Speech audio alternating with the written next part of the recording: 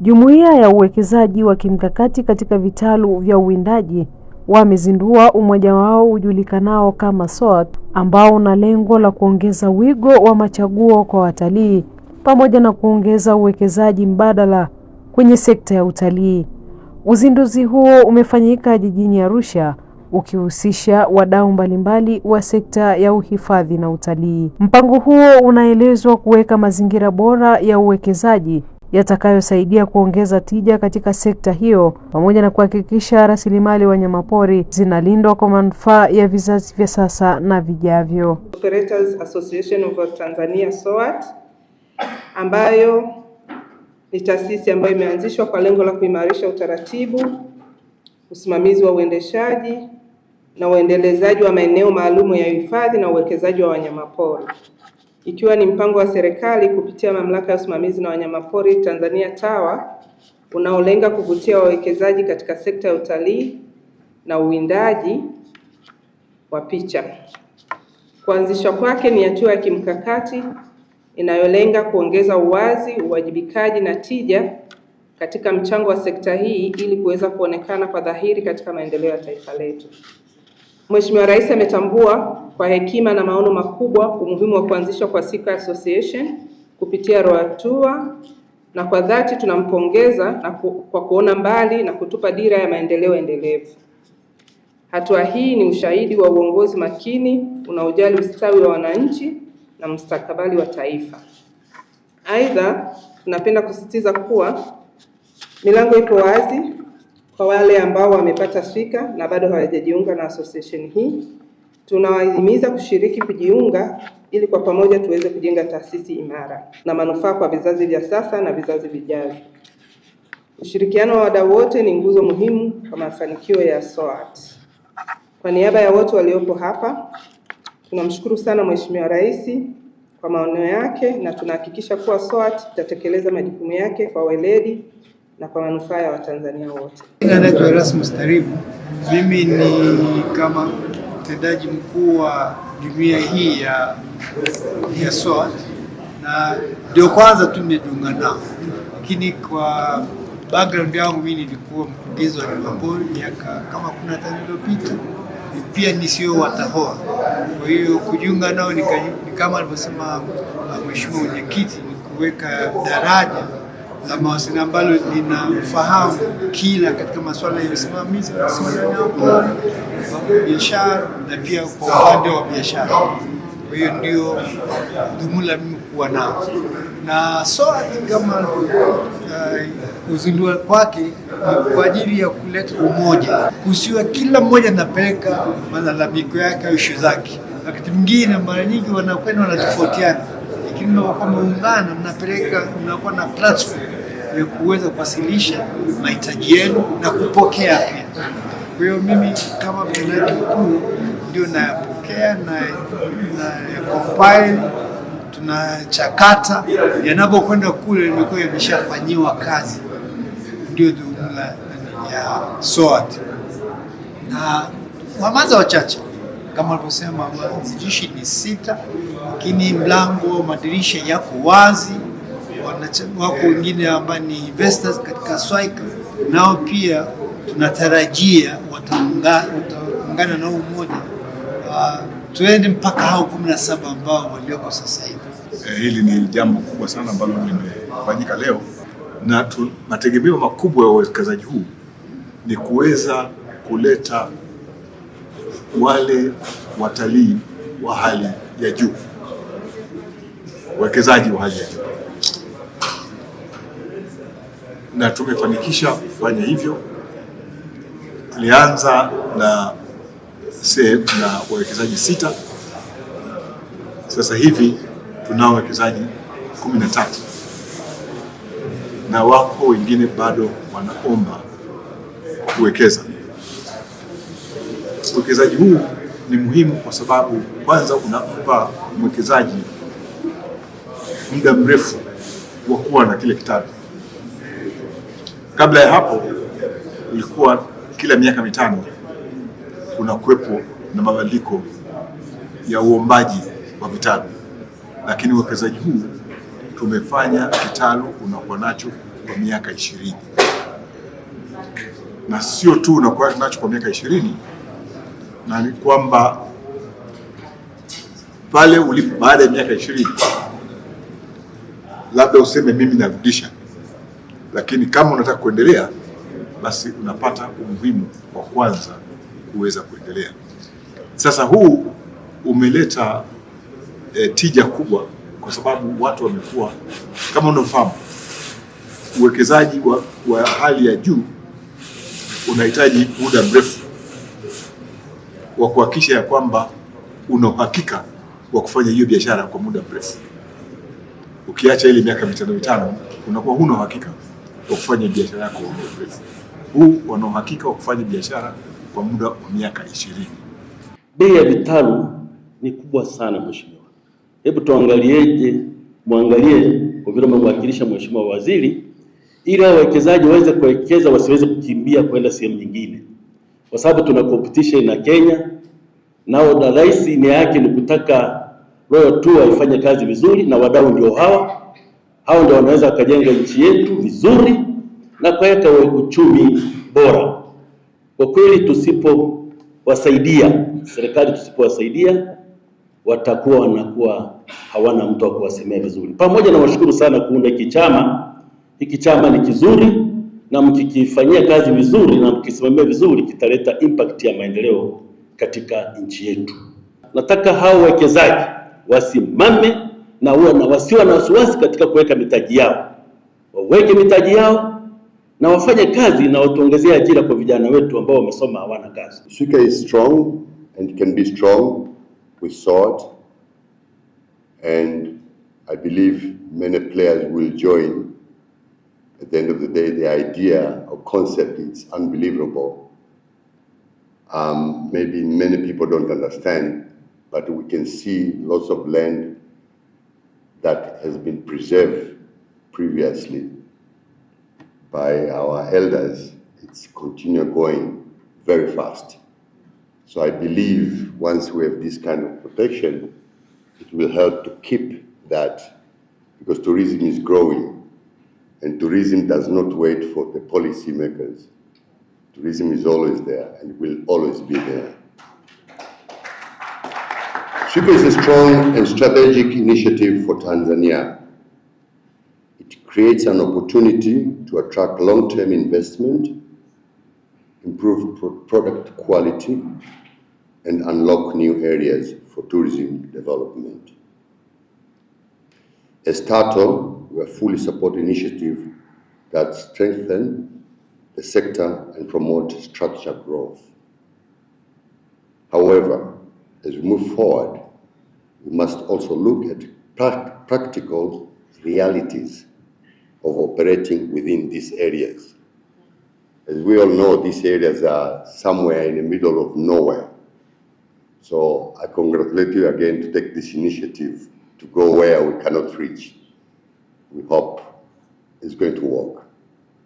The success of SOAT will not only depend on attracting investment, but also on ensuring that the cost of doing business is sustainable and competitive, as the CCM chairman said.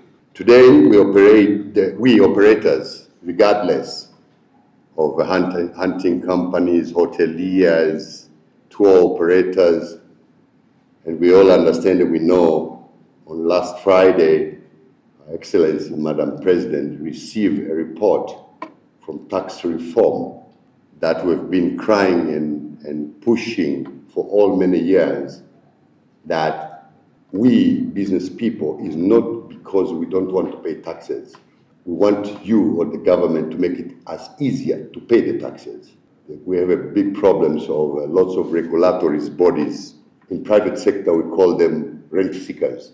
But it's too many regulatory, it's one institution, but you have so many regulatory bodies that are aiming exactly for the fees and rents. But sometimes maybe we can do one, and then collection will be the same, will be easy, everybody will comply, and everybody will pay, and we move forward. The operator will face multiple layers of costs, including park and concession fees, multiple levies and licenses. 6 licenses, same business, but why don't you put together?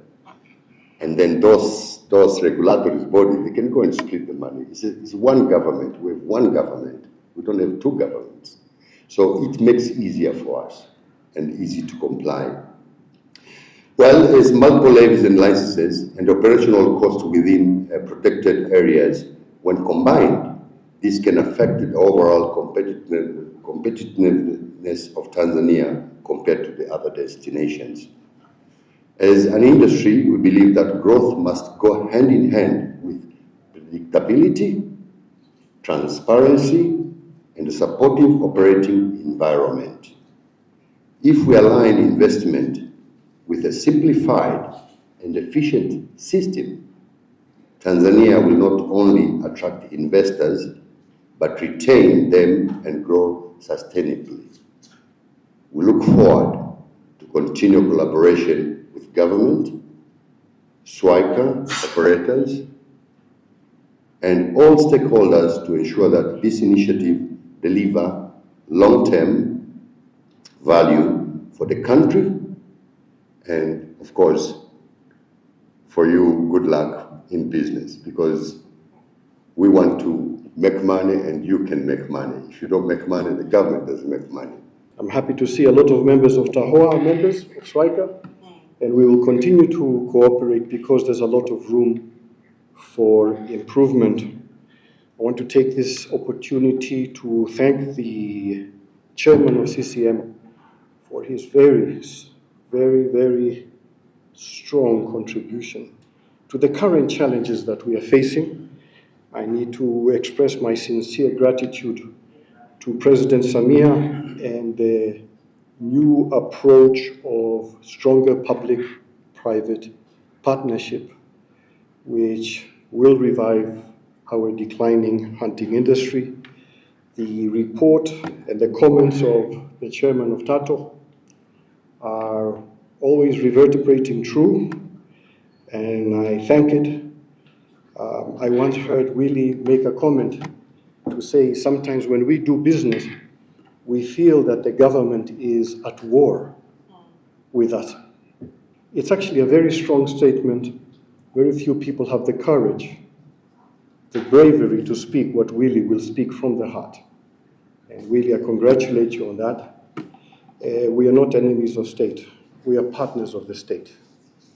The hunting industry has experienced policy and changes that TAHOA, the Hunting Operators Association, advised against. We warned against every single change that brought a decline to our industry. We are the only hunting industry in Africa that is on the decline.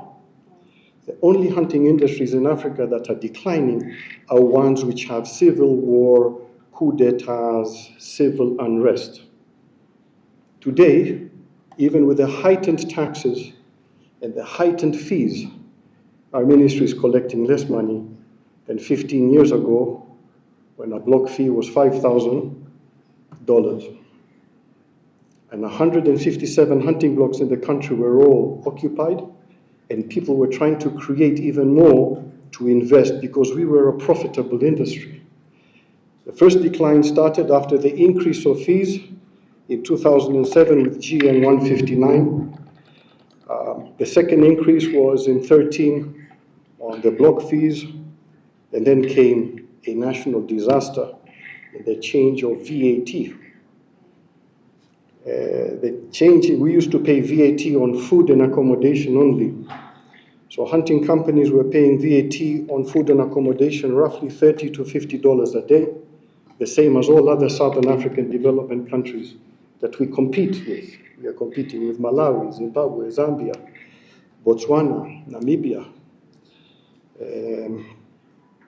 We went to a different parameter that increased our fees so high it pushed us over the market threshold, and our sales started to decline.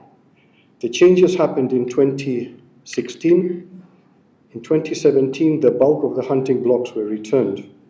In 2018, 52% of the hunting blocks were vacant, where before that we had 157 blocks. And our president's new outlook to closer public-private cooperation, we hope will result in fruitful and great growth for our industry. We have to remember that only 10% of Tanzania surface area is national parks. Out of those, it's 21 national parks. And out of those 21 national parks, I've been informed that maybe 5 or 6 are profitable, and they are carrying the other 15, which are unable to raise enough clientele, enough tourists, to meet their operational costs because they are too remote and they're in areas which are less attractive with full of tsetse flies. However, the hunting concessions currently occupy 21% of Tanzania's surface area, an area double of the national parks, including in those hunting areas, wildlife management areas, SWICA, game control areas, and game reserves. So 21%, the bulk of our wildlife resources is not in national parks. It is in hunting concession. And it is dependent on a thriving hunting industry for justification of these hunting areas to continue versus becoming farming. They're dependent on hunting revenue for conservation of these hunting areas. Therefore, a thriving hunting industry, be it SWICA, be it TAHOA, be it WMAs, is our national policy is dependent on a thriving hunting industry for the conservation of these areas and of the bulk of our wildlife resources in Tanzania. Congratulations again to SOAT. This is a great move. We look forward to working with you closely. We are currently very strongly engaged in the fight for the unfair VAT. I can only call the VAT kodi angamizi. Samani sana kutumia neno la nguvu kama hilo, lakini huu ni ukweli. It is an inhibiting form of taxation. It is killing us and killing our profitability. We have many challenges, and we will look forward to working very closely with SOAT, our ministry, and the government to instituting meaningful reform that will propel us to where we were, the shining star of the hunting industries of Africa. If we work together, we can make Mozambique, Zimbabwe, Zambia, Botswana, we can make them cry like we used to 15 and 20 years ago. I thank you very much. I speak from the heart. I apologize if I have offended anyone, but sometimes the truth hurts. I thank you very much. TAWA tunatambua mchango mkubwa wa wadau wetu ambao wamewekeza katika SWICA. Tunatambua mchango wao katika kuongeza mapato. Uwepo wao kwenye uwekezaji wao kwenye maeneo yetu unaongeza mapato ya serikali na unaleta thamani ya maeneo, kwa sababu kuna maeneo ambayo mheshimiwa mgeni rasmi ni kwamba yako ideal kwa ajili ya uwindaji tu. Pengine kuna mengine ya photographic, lakini hasa yale ambayo ni ya uwindaji, pengine kama uwindaji usingefanyika kwenye maeneo hayo yangekuwa hayana thamani. Tunatambua mchango wa wadau wa SWICA katika kutoa huduma za jamii, masuala ya miundombinu mbalimbali, masuala ya ajira, lakini pia tunatambua mchango wao katika kazi za uhifadhi pamoja na tafiti ambazo zimeelekezwa katika ile mikataba ambayo wameingia. Mimi niseme tu kwa niaba ya management ya TAWA, nipende kutoa commitment kwa SOAT kwamba commitment yetu kwa SOAT tutawapa ushirikiano, tutaendelea kuwapa ushirikiano. Sababu tumekuwa tukifanya hivyo kabla, lakini sasa hivi ushirikiano utaongezeka zaidi, kwa sababu kama alivyosema mwenyekiti wa TATO, wakati mwingine kuongea na mtu mmoja kampuni moja inaweza ikawa shida, isiwe na strong voice. Sasa hivi kwa kuwa wako pamoja, basi ushirikiano utaongezeka zaidi. Lakini kuna kama taasisi tunatambua zipo changamoto mbalimbali katika utekelezaji wa uwekezaji katika SWAICA. Mwenyekiti mkoa wa Mara pia wa CCM mkoa wa Mara pia ameeleza, lakini katika uhusiano huu sasa kwa kuwepo SOAT itafungua majadiliano na mawasiliano zaidi katika kushughulikia hizo changamoto.